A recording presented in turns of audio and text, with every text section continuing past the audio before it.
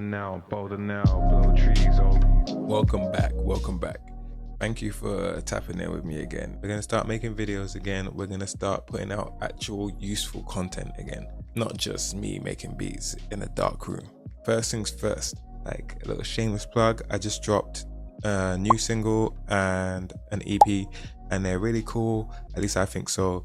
Please feel free to check them out. They're on Bandcamp or streaming platforms if you want to stream, and links are in the description, so check that out. Let me know what you think. So today we're going to be talking about EFX Motions by Arturia, and the reason we're talking about them is because it's one of my favorite plugins. When I tell you, bro, this plugin is going to change the game for your drums, your top lines, for everything, like sampling, you name it. I'm going to do an EFX series, I think, because I want to cover percussions. Today we're going to cover percussions and maybe hi-hats too, and we'll just show you what we can do with a patch from scratch. In the future, we're going to get to some other things like sampling, synths, like you name it, we're going to do it. So maybe you could follow along with this video and create a patch with me, and let me know how that turns out for you in the comments. Let's get started. Okay, so let's get into the steps on how we're going to create this patch from scratch. All right, so let's first start out by getting a nice loop. I want to make a cool sample here. I'm going to turn the tempo down.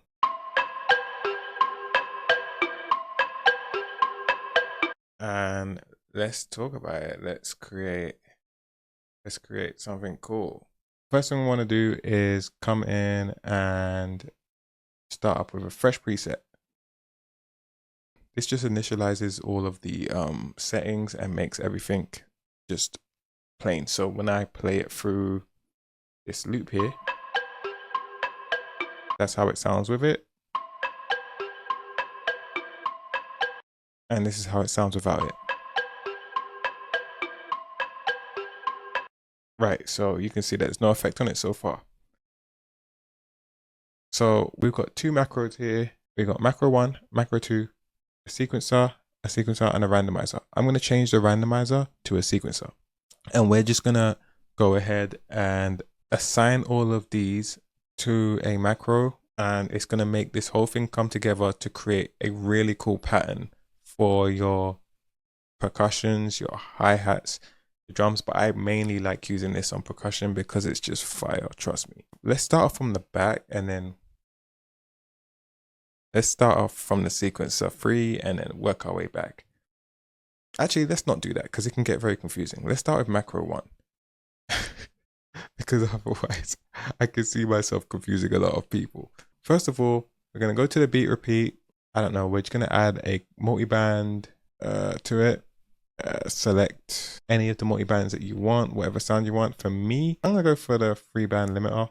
We're going to get to the beat repeat first. I just want to make sure that we have all our macros in place. We're going to go to macro 1, and we're going to go through all these macros, make sure that they're ready to go, and then we're going to add in the source, and then you're going to hear the difference. Macro 1 goes to the multiband high. Oh, what did it? Then we're gonna put macro 2 on the noise. We're gonna leave the drive, and we're gonna actually skip over and do the pan. We'll put the motion to about here, and the pan's gonna be really cool. I'm gonna actually do the pan now. No, actually, you know what? Let me focus. So we're gonna go in, add this to the pan motion, and make sure we got a decent motion in there. You could choose whatever you want when you hear it and you hear it back. I also like to turn my grid down to about 5. Okay, so we've done the pan. Now we want to move over to filter 3, and the first thing we want to do is make sure that we set up the filter motion. So we'll do that.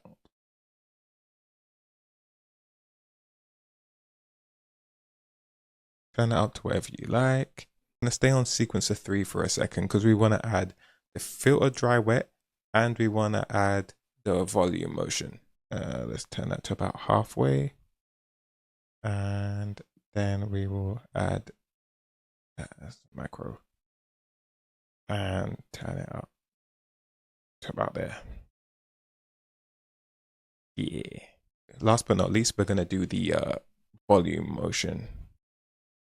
So we'll turn that down here. and then we will drag that here. Now we have all our sequences set up.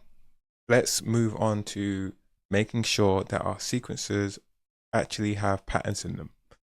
First of all, we're going to add 1 bar to auto regen on each sequencer, and then we're going to start throwing in different things. So I think the first one we want to do, let's start from here. Let's throw in this sequencer pattern. I mean, a little source to it, you know, something like that. Just nothing crazy, because then here's what we're going to do. We're going to move over here, and we're going to drag that across a bit more. You know, so we get like something a bit different. And then we'll go to 1, and then we might see how many we do here. We did 3, we did a bunch here. Might just do 1, throw some here, throw some there, throw some there. Right, this is just random. I'm not really thinking about it right now. So my battery just died again, and I'm buying an adapter for my camera tomorrow. So I'm really excited about that, because battery's dying on me all the time. It's crazy. This is what it is, man. It is what it is. Okay, so we're at the coolest part. We're gonna create a pattern here. We can do this one of 2 ways. We can play it through. I want it to be about 14. I want it to be about 14 steps. We're gonna just play it and then just vibe out. So let's try it.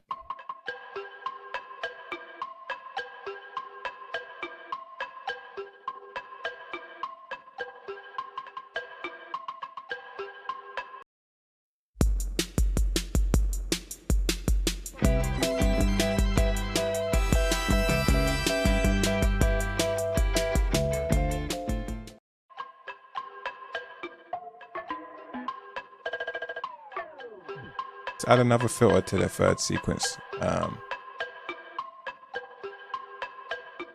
Right here.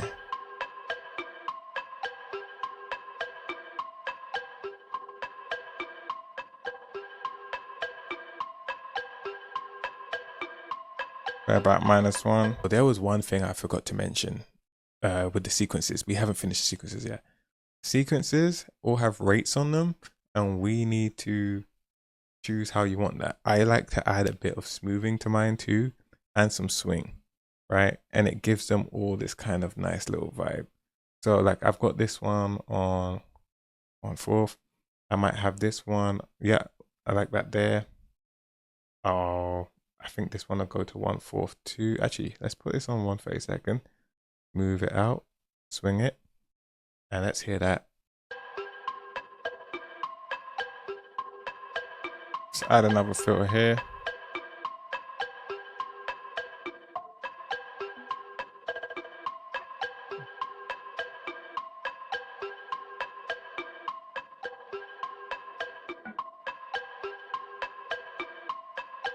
So now the sequences are ready. We're on to the next stage. We're going to just create a little envelope in the volume so that it sounds cool. You know, it's not about anything but sounding cool, guys. Just mess with the grid. The grid, don't worry about the grid if you don't care about that kind of stuff. That's just me. I like the grid to tell me information in a bit more wider spaces. It's not something that you need to do. So now we want to make sure in the volume section that we have our rate exactly how we want it. So I like to always put my stuff 1/4 or 1/8, just because like I just like how they feel. But for the volume, we're gonna throw that up to 1/32. So next up, this is the part where it gets cool. So we're gonna get the pan and make the pan hit the left and the right respectively. Well, I should have done that.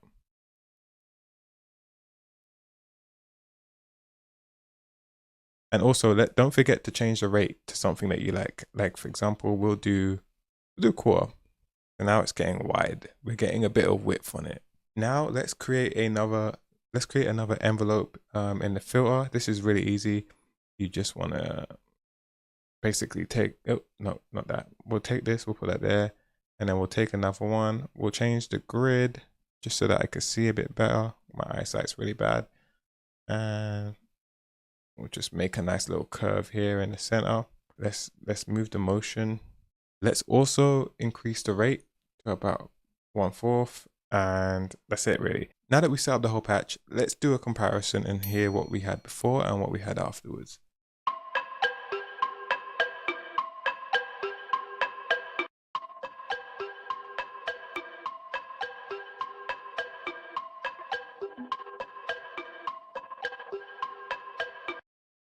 So just adds a bit more variety to it. And I promise you, once you've messed with this sample, this is going to sound crazy, but let's apply it to the drums and see what happens. So let's have a listen to this without the patch that I just created.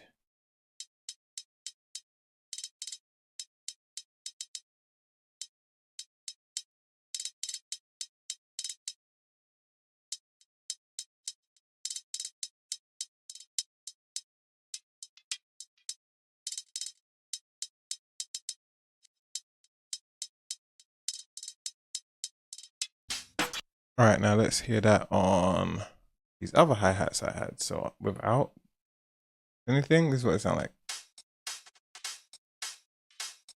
With them,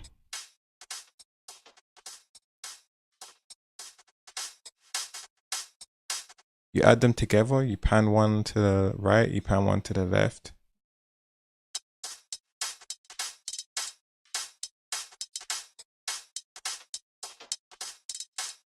Now you got some variety, you add some drums to the mix of that.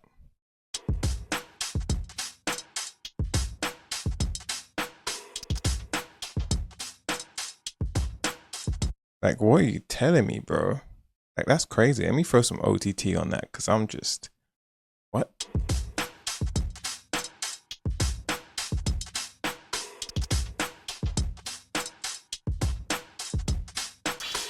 That's crazy, right? You play those drums by themselves. It's good.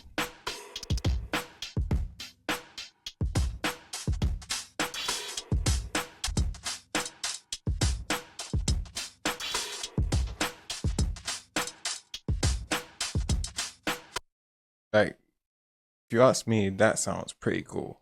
I don't know. Maybe I'm crazy. What do you think? Let me know what you think. If you followed along with this and you enjoyed it, let me know what you did with yours in the comments. Let me know where you varied, or if you followed it step by step and you love it. I like to know. Give me some feedback, bro. You know, you can keep changing out the pattern. You don't have to follow exactly what I did by the T. You can add more dry wet to it. So it's